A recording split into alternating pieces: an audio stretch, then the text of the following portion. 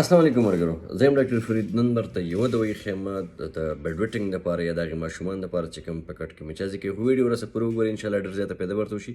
په اخر کې به ورته دوايي ښیم انشاءالله. د یوې دوايي سره به ستاسو ټولو مسله حل کېږي. بیډ ویټنګ وایي څه ته؟ بیډ ویټنګ هغه عمل دی چې په کوم کې د دې میډیکلی دې ته موږ نوکټرنل انوریسز هم ویلی شو.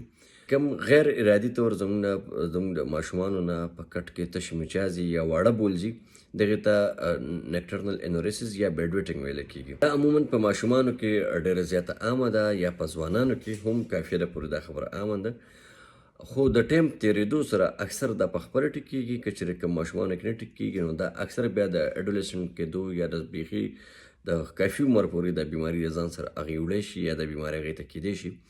وجه څه کېږي؟ مختلف قسمه وجې کېږي. پای کې زموږ سره ډیولپمنټلي ډیلې، یعنې مطلب هغه ماشومان چې د هغې په خپل بلیډر باندې یا په هغې باندې د کنټرول نه وي، او د مختلف ماشومانو دپاره مختلف دغه تکلیف کېدی شي.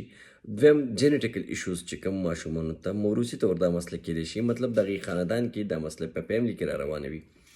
په تړ باندې زموږ سره ډیپ سلیپ ورته ویلی شي، یا هغه خوب چې جوور خوب کوي کوم ماشومان، یا په جوور خوب کې ورځي او هغه چې کله مثانه پول شي هلته د خپلې مثانې پته نه لګي، او هغه د هغه نه په بیډ ویټنګ یا د مچازو په صورت کې په کټ کې مچازې تللی شي، یا خارجي د هغې د وجې نه هر ټریک انفیکشن، یعنې مطلب چې موږ ورته یو ټي آی وایو، یا ګرده کې یا په مثانه کې انفیکشن وي، زخم وي، د هغې د وجې نه هم دا کېدی شي. سټرس او انزایټي، یا د سټرس د وجې نه یا د انزایټي د وجې نه هم دا کېدی شي. مختلف قسمه میډیکل کنډیشن چې په هغې کې زموږ سره کانسټیپیشن، یعنې قبض چې ورته موږ ویلی شو، یا د قبض نه علاوه زموږ سره ډایبیټک شوګر دا هم کېدی شي چې د هغې د وجې نه هم ډېرو ماشومانو ته دغه د بیډ ویټنګ دغه مسله راځي. یوه دوايي به درته ښیم په هومیوپیتو کې بهترین دوايي ده. په کلینیکل پریکټس روزانه بنیاد باندې موږ مختلف قسمه د بیډ ویټنګ ماشومانو ته استعمالوو، ډېر بهترین ریزلټ ورکوي. که دا چېرې ستاسو په فیملي کې وي، که لوی وي، که ماشوم وي، دغه میډیسن استعمالولی شي. په سکرین به درته ښکاري کاسټریکم 200 ورته ویلی شي.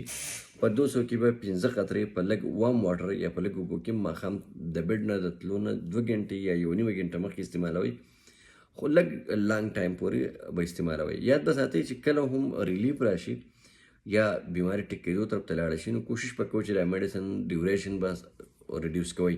مطلب که یو دوايي د یو ماشوم روزانه استعمالوي، نو دا چې ریلیف ورته شروع شي نو بیا یې په 3مه ورځ باندې ورکوئ. بیا چې نور مزید ریلیف راشي یا ایکسټنډ کېږي 4مه 5مه او سو انداسې سلولی ګریجولي به دا مخکې وړئ، او ایټ د اینډ به کوشش کوئ چې ماشوم تاسو ته فولي ریکور کنسیډر شو، نو بالکل میډیسن به سټاپ کوئ. فردر د میډیسن ورکولو ضرورت به نه وي.